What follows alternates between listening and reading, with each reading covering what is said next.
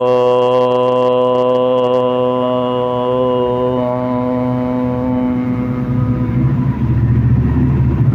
चल रहा है ईश्वर की स्तुति, प्रार्थना और उपासना अपने आप को कल्याण के मार्ग पर चलाने के लिए, अपनी स्वयं की उन्नति करने के लिए किसी सर्वोपरि की आवश्यकता होती है। उसी के दिशा निर्देश में चलना होता है।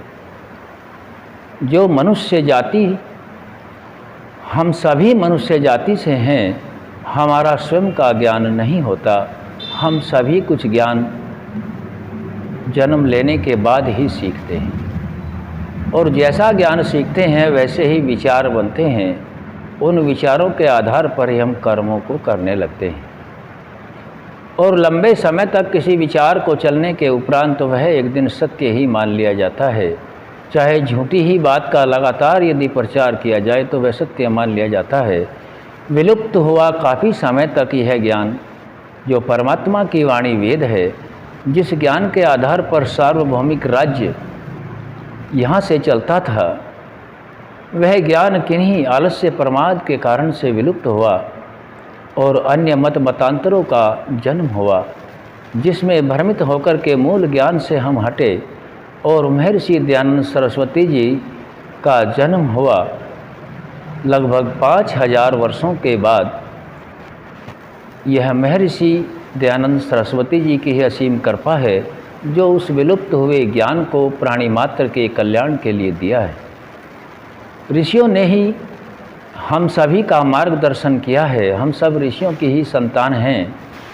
आलस्य प्रमाद न आए, वेदानुकूल आचरण हो जाए, इसी क्रम को समझने के लिए महर्षि दयानंद सरस्वती जी ने ईश्वर स्तुति, प्रार्थना और उपासना के कुछ मंत्र रखे हैं।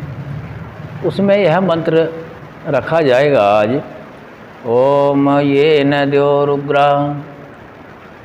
यह मंत्र तो हो चुका है।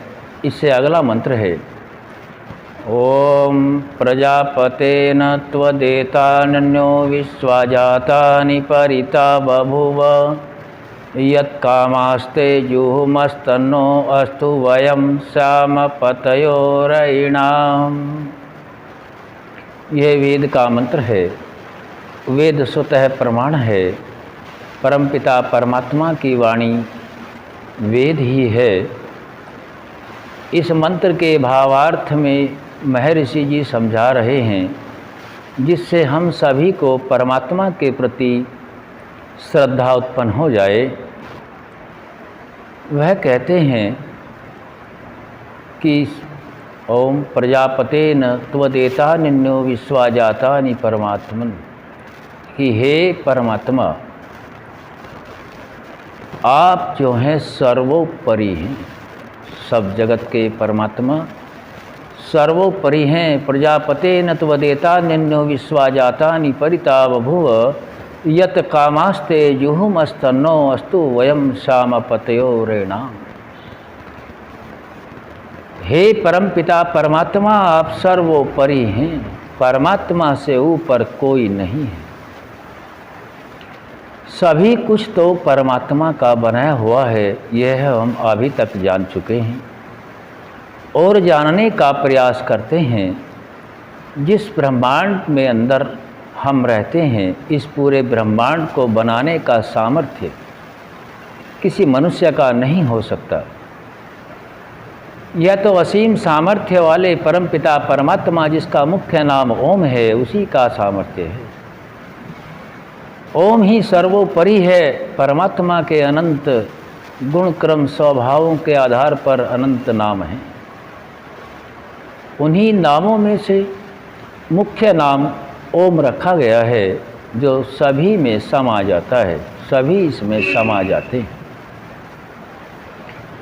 आप सर्वोपरि हैं, आपसे ऊपर कोई नहीं है। यदि हम सभी के अंदर यह भावना उत्पन्न हो जाए कि परमात्मा से ऊपर कोई नहीं है, जैसा वेद कहता है, वेद ज्ञान के अनुसार हम इसको आचरण में लाएं, रचने वाला, पालन करने वाला, संहार करने वाला, सभी जीवों के अर्थात आत्माओं के द्वारा किए गए पाप पुण्यों के फलों का देने वाला, सभी के शरीरों का निर्माण करने वाला, संपूर्ण ज्ञान विज्ञान का देने वाला, जो सभी प्रकार के ज्ञान से युक्त है, सभी ऐश्वर्यों से युक्त है, सभी प्रकार का ज्ञान उसने ही दिया है, और सभी प्रकार का जितना भी ऐश्वर्य है, सभी ऐश्वर्य जो हम प्राप्त करते हैं, यह पहले से ही यहाँ इस ब्रह्मांड के अंदर, इस भूमंडल के ऊपर सर्च किया हुआ है, जिसको आज हम रिसर्च करके, अनुसंधान करके प्राणी मात्र के कल्याण के लिए देते हैं।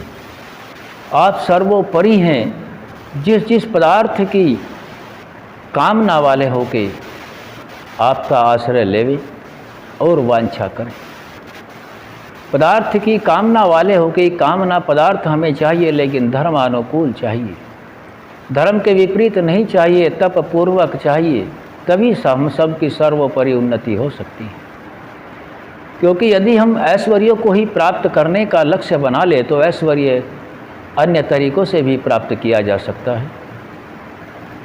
नैतिक तरीकों से भी ऐश्वर्य मिलता है और अनैतिक तरीकों से भी ऐश्वर्य मिल जाता है, लेकिन यहाँ वेदानुकूल कर्म करने के उपरांत ही ऐश्वर्य को प्राप्त करने की बात रखी गई है, क्योंकि वही स्थायी है, उसी से पुण्य कर्म बनता है।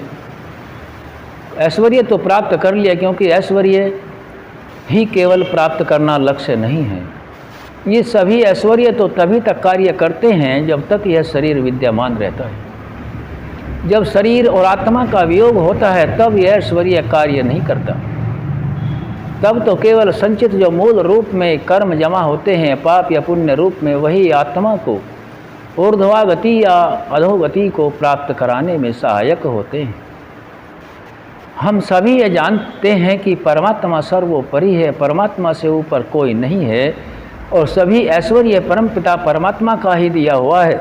जिस जिस पदार्थ की हम कामना करें, धर्मानुकूल आचरण करें और वांछा करें, उसकी कामना हमारी परमपिता परमात्मा की कृपा से पूर्ण हो। और यहाँ आगे एक बहुत ही विशेष बात बताई गई है कि जिससे हम लोग धन और ऐश्वर्यों के स्वामी हों। क्योंकि किसी भी परिवार को, समाज, राष्ट्र को, संस्था को चलाने के लिए धन एक आवश्यक अंग है, लेकिन सर्वोपरि केवल धर्म ही है। धर्म के अनुसार ही धर्म आना चाहिए। यहाँ संध्या में भी हम सभी जानते हैं कि धर्म, अर्थ, पहला नंबर धर्म का होता है। अर्थ तो हो, जितना हो मर्जी, जितना धन हो,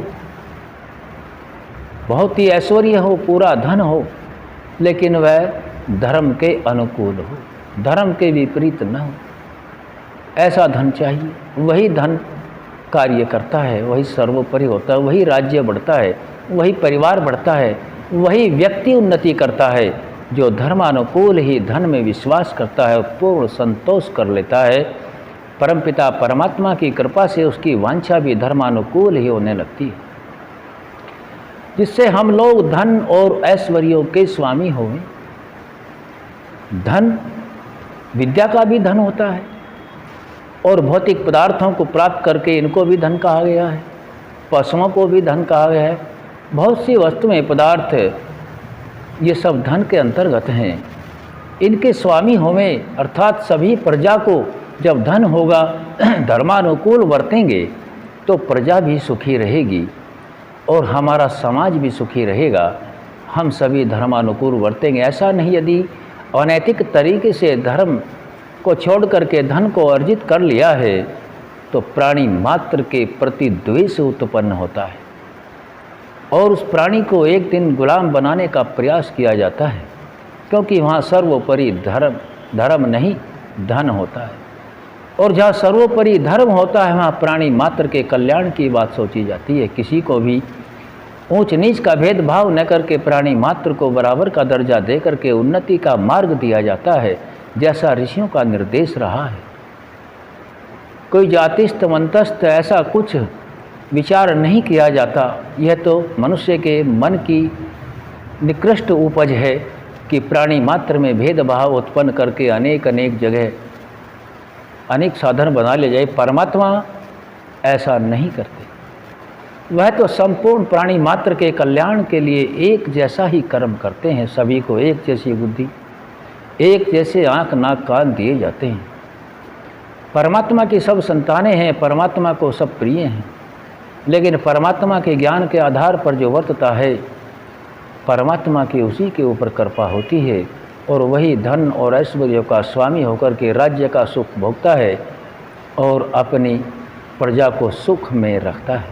प्रजा का शोषण नहीं होता, प्रजा का भी उतना ही मान सम्मान होता है जितना वह स्वयं अपने का करता है। यह वेदानुकूल कर्म करने से ही हो सकता है। परमात्मा हम सभी का पिता है, हर वक्त हर समय हमारे सभी कार्यों को देखता है, यथावत जानता है और शरीर आत्मा का वियोग होने पर आत्मा के साथ जो न्याय का कर्म करता है वही परम पिता परमात्मा करता है, जो शरीरों के द्वारा हम सभी को प्राप्त होता है। इस मंत्र के भावार्थ को हमने इसी प्रकार से जाना है ताकि हम सभी ईश्वर की स्तुति, प्रार्थना और उपासना को ठीक से कर सकें, शुद्ध ज्ञान, शुद्ध कर्म, शुद्ध उपासना को प्राप्त हो सकें। इसीलिए यह प्रयास किया गया है। ओम शम।